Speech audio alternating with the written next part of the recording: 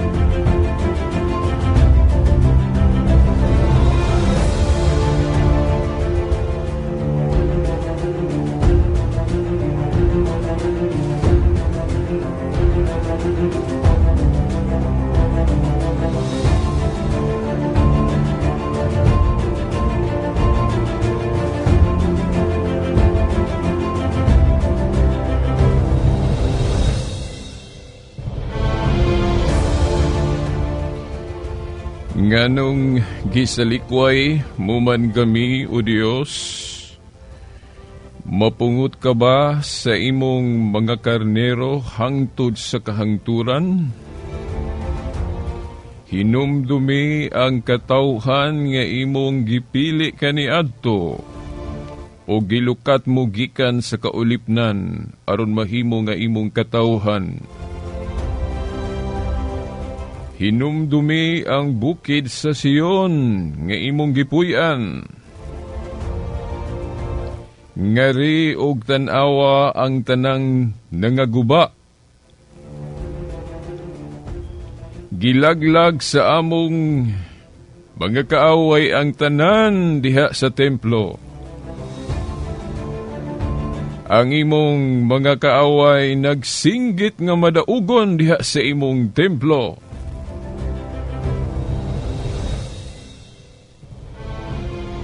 Giilog nila ang templo ug ilang gipakayab ang kaugalingon nilang bandila ilhanan sa ilang kadaugan. Sama sila sa mga mamumutol og kahoy sa ilang pagpangguba pinaagi sa wasay. O gilumpag nila pinaagi sa atsa og martilyo ang kahoy nga may dibuho. Gisunog nila ang imong templo. Gipanamastamasan nila ang imong pinuy-anan. O giguba nila ang tanan. Mihukom sila sa paglaglag kanamo sa hingpit. O gisunog nila ang tanang tigumanan sa katawhan sa Dios, sa tanang dapit sa nasod. Nangahanaw ang tanan namong balaang simbolo. Wala na'y propeta, ug walay usa ka namo nga nasayod kun hangtod kanus a kinimulungtad.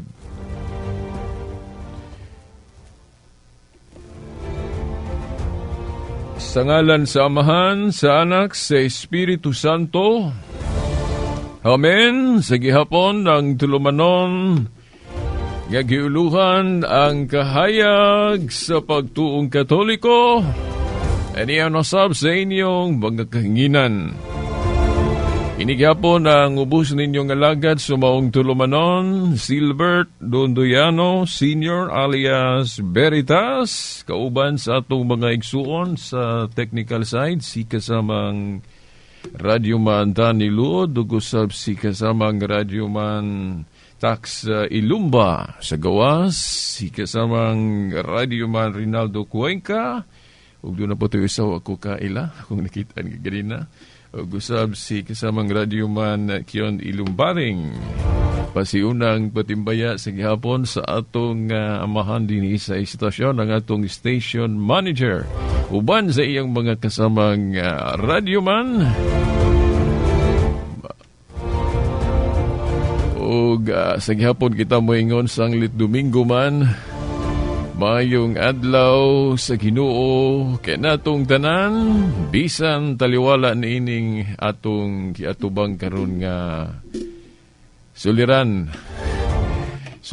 sa virus nga naghulga sa atong kinabuhi. Pero bisan pa niining tanan, padayon gihapon tanon niining atong panaw sa pagtuo. O karon atong gibasa ninyo pag-una kining Salmo 74, uno hangtod sa 9. By the way, no, wa gyud ta nagpaandar sa aircon ron diri sa istasyon kay sa dalapon ining atong gihambin karon nga mamatay mo kuno ng virus o dili bugnaw. Init mao na nga wa taga aircon karon dinhi sa atong pagsibya, no, dinhi sa istasyon. Mga igsoon, atong gibasa ang Salmo 74 kay kini gahisgot ni dire og katawhan sa Dios. Nga ang katawhan sa Dios dili di ay tinuod nga walay mga balaang simbolo, no? Kay sa mga tinuhuan nga nagsaway sa pagtuong Katoliko, ilamang giitsapwera o ilamang sawayon ng atong mga balaang simbolo, di ba? Kana atong mga dibuho. Ilang sawayon na kay sa Biblia lagi na may mga dibuho nga gipangdili pod. Pero hinoon kanang gidili nga mga dibuho, mga simbolo o ini mga kinulit, kadto man ng mga idolos kung mga Diyos-Diyos. Kay sa Biblia God atong ipahinumdom, kung maghisgot ganing larawan o dibuho, ayaw sa dayon hunahunaa nga dautan na kumo dibuho. Di ba? Usa may dautan og kana lang butang, dibuho. O di ba? Kinulit. Nganong madautan man na? No? Nganong madautan man na nga gani ang Dios magbubuhat man, creator. Gani ang tao nga iyang gigama, dagway man na o larawan man, buhi lang. Kaya gihuipan man sa ginhawas kinabuhi. Pero ang Dios mo'y gagama og larawan nga buhi. So kung muingon ta nga ako mo dibuho o larawan dautan na dayon diretso, murag mo against na sa atong paghuna-huna pud ba nga ang Dios gani gahimog larawan lang nga buhi. Di ba? O kining kalibutan o butang man iya man ning gihimo. Di ba? Oh. So wa gyud na question, dili gyud na dautan kung per silang per nga gihimo gibuhat, wa gyud na dautan kung naa kay dibuho o naa kay butang nga gigama sama sa larawan o ribulto o persa ng picture pod, wa gyud na dautan. Pero nganong naa may tudling sa Biblia nga gadili ang Dios pod ana? Ato yung tamdan sa huna-huna, ha? Ato yung iklaro ninyo ang katikismo ng Katoliko. Actually, ang Biblia God, naamang gud siya kanang gitawag og proper understanding.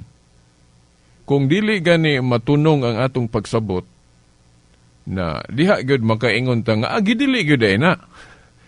Pero kung mubasa po tag mga tudling uban sa Biblia, nga naman lagi ang Diyos gapahimo mag ribulto o dibuho.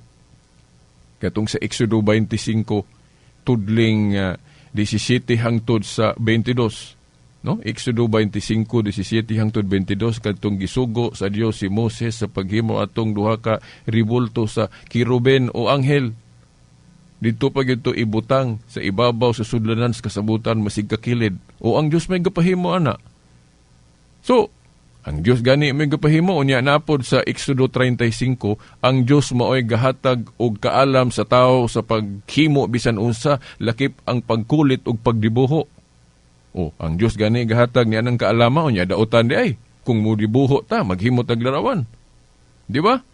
Now, nganong doon naman po'y tudli nga gidili, kung ang huna-huna nato sa paghimo, kung ang tumong nato sa paghimo dili mao.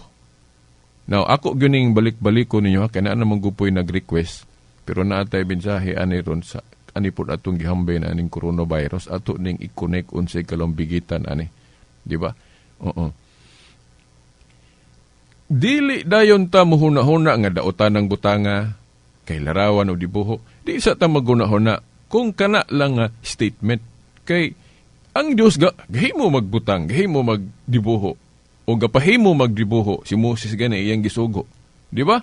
Oh. Now, asa man masuko ang Dios, asa man siya dili musugot, kung ang atong paghimo sayop ang atong tumong. Ang atong gihimong example, kanay laging kining kwarta. Kining kwarta dili dautan kung gamiton sa insakto. Kung ang tumong nato sa paghawid og kwarta, pagpalit og pagkaon lang, dayon paghatag ani, pag-share ani sa uban, pagtabang sa mga nanginahanglan, dili dautan ang pagbaton og kwarta o pagbaton ana, dayon imo nang gamiton. Di ba? Sa ato pa, naana siya sa tumong kung giunsa nato paggamit. O unsaon nato na. Sa ribulto, giklaro man sa Dios unsay iyang pagdili. Kung ang huna-huna sa tao nga maghimo siya larawan, nya iya pa yung ludhan, ingon nga Dios, mao na gidili sa Dios. No? Exodo Kapitulo 20, versikulo 3. Kanang 3 mo yun ay importante nga elemento, ay nato sabto ng versikulo 4 ug 5 nga gadili paghimo og ribulto o larawan bisan unsa, then dili pug kamuyukbo, ayaw jud na ibulag sa unsay buot ipasabot sa Dios sa iyang pagdili. Kanang Exodo 20 versikulo 3. Ang ato mugong mga igsuon nga nahimulag nato kung dili na mga Katoliko, ang ilang manggong hunaon kana rang 4 ug 5 nga gadili og ribulto, then dili kamuyukbo, kana rang gud ilang hunaon. Munang moingon din sila nga Katoliko na sayop kay naay ribulto din iyukbo. Oh, kay mao man ang naa sa Exodo 20 bersikulo 4 ug 5. Now, nadili yun na magkadimao kung mudagan ta sa ubang bersikulo kay ang Dios gapahimo magribulto. Nya kung muyukbo pod, si Huswi gani, miyukbo sa Dios, gaatubang sa sudlanan nga nailarawan sa kirubin.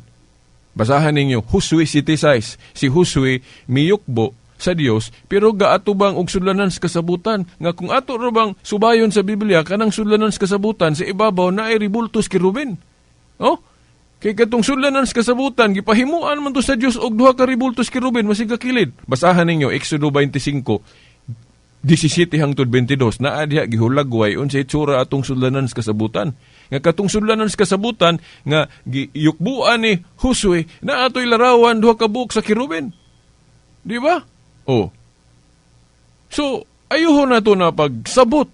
Una malagis Biblia, Huswe pagyud, tao pagyud sa Dios. Di ba? Man of God guna si Huswe, di ba? Oh, nga nang niyukbo malagis sa Dios, gaatubang og sudlanan, ha? Sudlanan.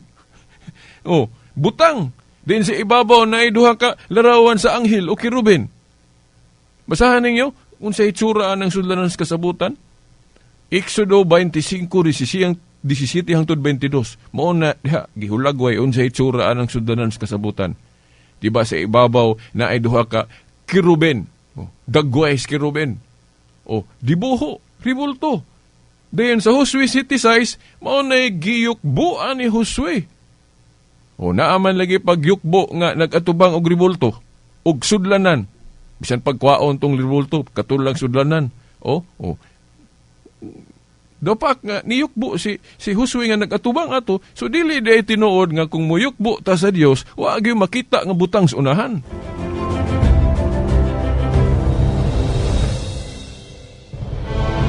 So buot ipasabot nga dili dayon nato hukman ang mga Katoliko kung muyukbo atubangan sa larawan.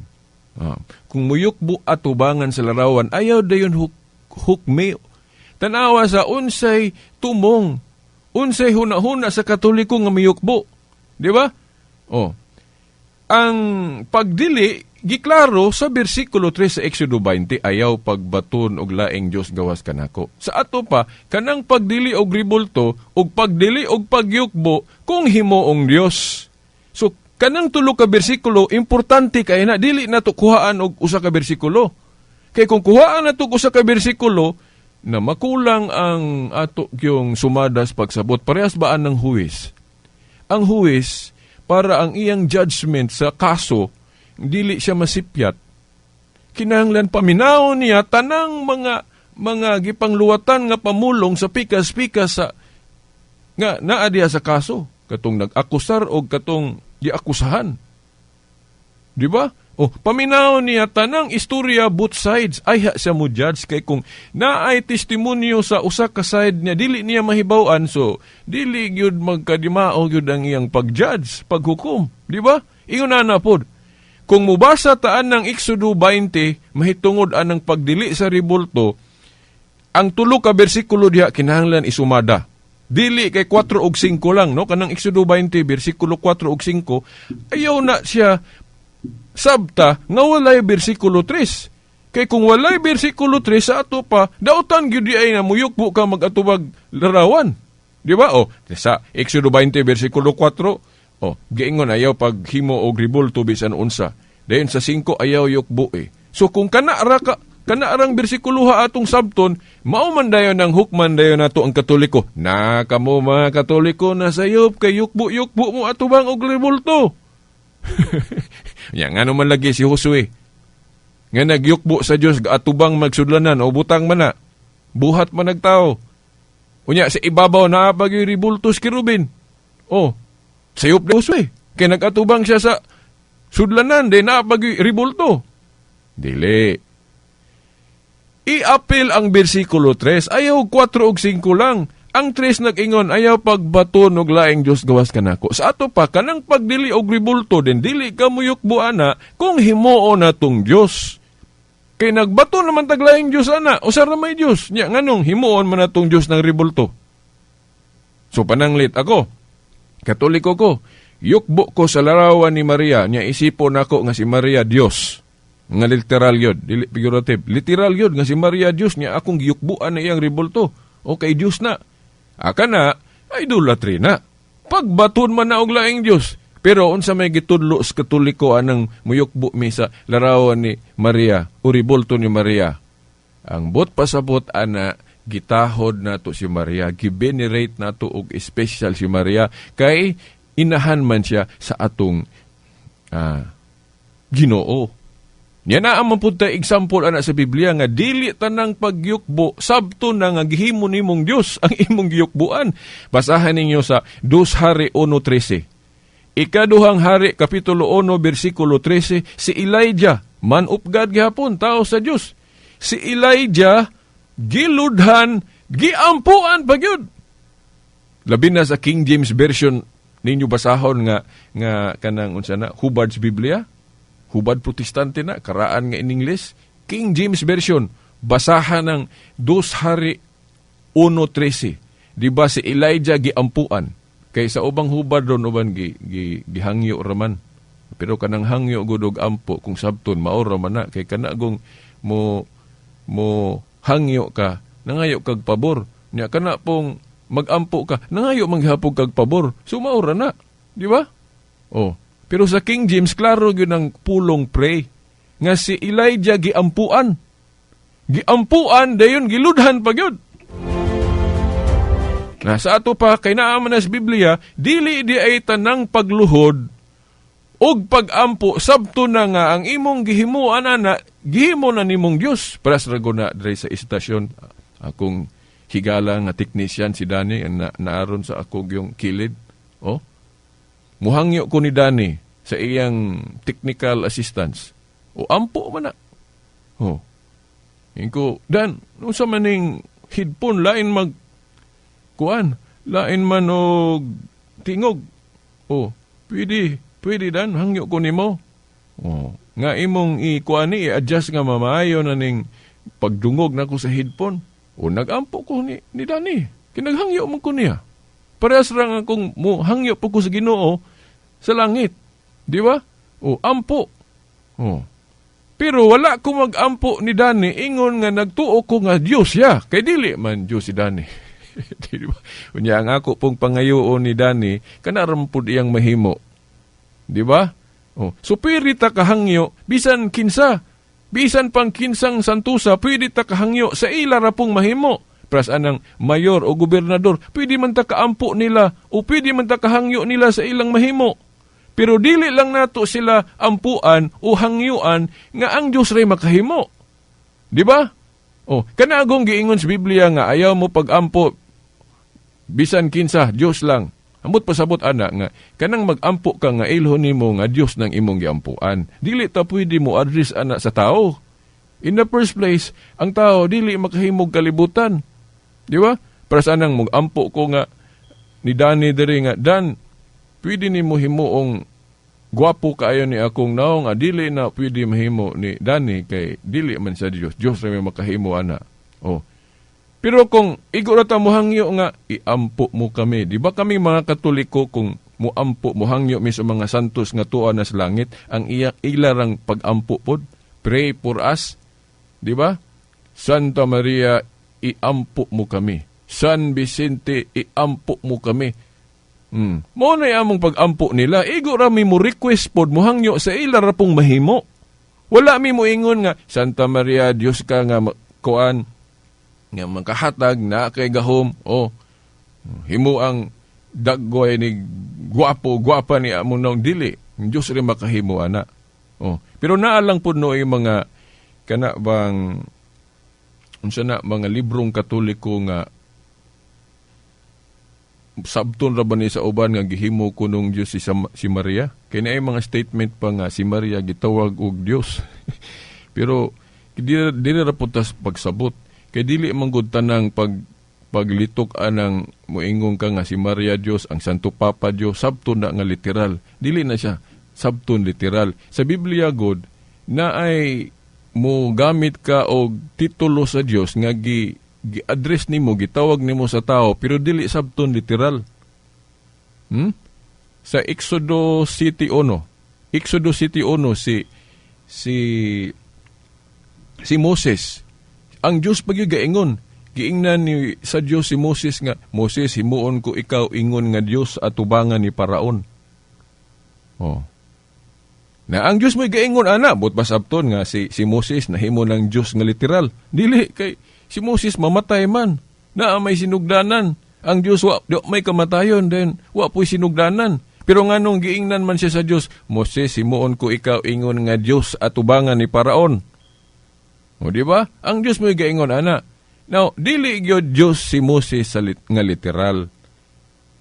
Giingon lang nga, Diyos siya sa tubangan ni Paraon, kay but pasabot, himuon siyang spokesman sa Diyos. Murarapod sa Diyos kay paminahon man ang iyang gisulti. Kaya ang iyang mga pulong ni Moses, gikan man sa Diyos, kinahanglan patalinghugan man sa mga tao, kung maistorya siya, sumurarapod sa Diyos, kay paminahon man siya.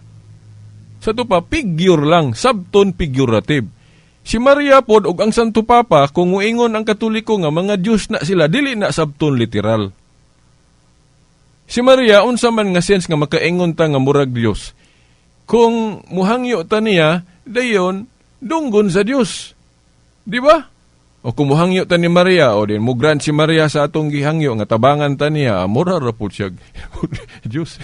Di ba? Kaya nga naman, kaya ang iyang pag-intercede, ang iyang pagpatunga, gidungog man sa Diyos. So, figure lang. Ingon ana ba? Nga, wing siya, makatabang si Santa Maria, dili isip Diyos, kundili isip ka na bang intercessor. Kaya naamang God sa Santiago 5:16 nga ang pag-ampo sa taong balaan dakog kahimuan. So kung magpatabang ta nila, so doon na sila yung mahimo. Pero figure lang ang ilang pagka-Diyos, dili sabton literal. Di ba? Figure lang, pras God anang usar na may amahan sa langit, pero nganong tawagon man nato ng head of the family og tatay, father. Kay kanang mga tatay na to, figure man na sa Diyos, maunang pwede gamito na to ang titulo sa Diyos nga Father. Dili ingon nga literal yun nga Diyos na po atong head sa family, dili. Figure lang, figure. So mauna ha, kung doon na gali mga basahong Katoliko nga giingon ang Santo Papa Diyos, si Maria Diyos, dili na sabton literal, sabton na nga figurative. Sama ng Exodus 7:1 nga si Moses gani, niingon ang Diyos ngadto niya, Moses, himuon ko ikaw ingon nga Diyos sa atubangan ni Paraon. Wa naman tayo igong panahon mga igsuon, so ingon ani lang. Sa Salmo 74:1 hangtod sa 9, mo na'y prueba na to, nga ang katawhan sa Diyos naadyo mga balaang simbolo, nga mo nang mga dibuho, nga giguba ganis mga kaaway. Di ba? Now, sa Biblia, naapoy mabasa nga gubon tong mga Diyos-Diyos. O, katong mga Diyos-Diyos may gubon. Pero kanang mga simbolo lang, representation, samaan ng among gibuhat sa Katoliko, dili na siya daotan. Pero iba, Salmo 74:1 hangtod sa 9. Then, kana pong muluhod me, gitahod lang na, gibinerate, dili na sabton ingon nga Diyos. So, ato ning ipadayon sa sunod Domingo pohon, kay wa na ko tiwas o detalye pagyod kini nga isyu.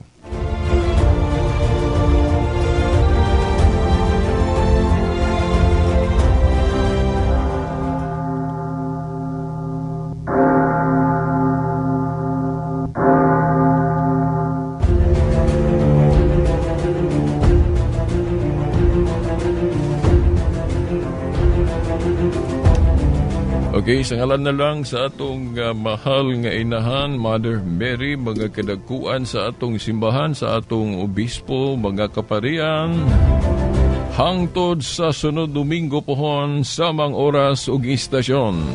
Sa ngalan sa Amahan, sa Anak, sa Espiritu Santo. Amen. Radyo mo nationwide.